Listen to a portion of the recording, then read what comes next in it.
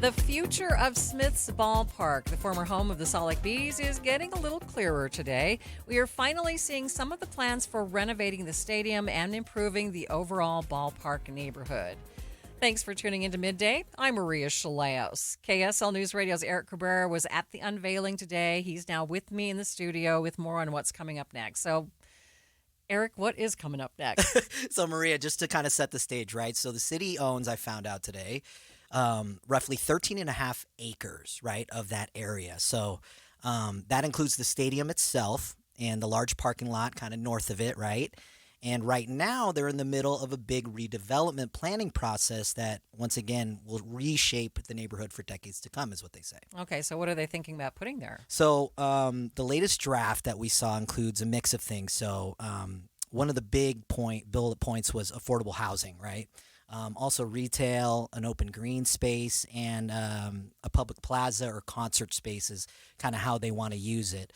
Mayor Mendenhall mentioned that it was, can seat basically 9,000 people. So they want to do year-round events, and they want to make it the destination that brings people there year-round and not just for baseball games like before. So kind of like embracing what's already there. Yep. So sounds like a big opportunity. Are people in the neighborhood on board with this vision? So that's where it gets a little bit complicated, right? So I'm going to bring some audio to Jeff Kaplan's Afternoon News later, but for now I will say that some people are excited to see the area revitalized, and then others kind of have real questions, right? And wondering if this is really the kind of draw that they asked for, that they want, that they need.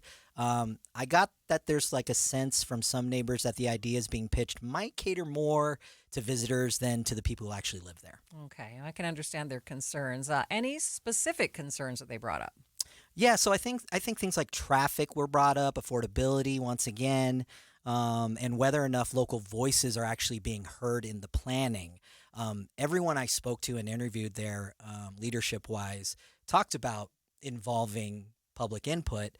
And then when I asked some neighbors, it was kind of like, yeah, there were some, but it didn't seem like – it seems like there's still a lot to be determined, right? So, for example, one resident we spoke with said they'd love to see more emphasis on family spaces, small businesses, and safe walkability, not just the flashy amenities that they're talking about.